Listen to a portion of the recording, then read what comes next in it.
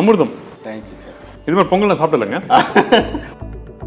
நம்ம கல்யாணத்துக்கு போனோம், சமைச்சாங்கப்பா, சாப்பாடு நல்லா இருந்துச்சு அப்படிங்கிறப்ப நம்ம பட்ட கஷ்டம் எதுவுமே தெரியாது. கையில் என்ன தெளிச்சிருக்கோம், அது தெளிச்சிருக்கோம், காலை விழுந்திருப்போம், வலிக்கு விழுந்திருப்போம், எதுவுமே தெரியாது. அவங்க சொல்கிற வார்த்தை மட்டும்தான் அப்படியே தேனாமிரத மாதிரி இருக்கும். 10,000 ரூபா கூட வாங்குறதெல்லாம் பிரச்சனை இல்லை, அவங்க சொல்கிற வார்த்தை மட்டும்தான். இன்னைக்கு நம்ம ரொம்ப வீட்டில் அதிகமாக செய்கிற ஒரு முக்கியமான ஒரு ரெசிபி தான். என்னடா இவ்வளோ ஹைக் கொடுத்து நான் பேச நினைக்கிறீங்களா? நம்ம வீட்டில் பொங்கல் பண்ணுவீங்களே, அந்த பொங்கல் ரெசிபி தான் இன்றைக்கி நம்ம வேற ஒரு முறையில் எப்படி பண்ணுறது சொல்லி பார்க்க போகிறோம்.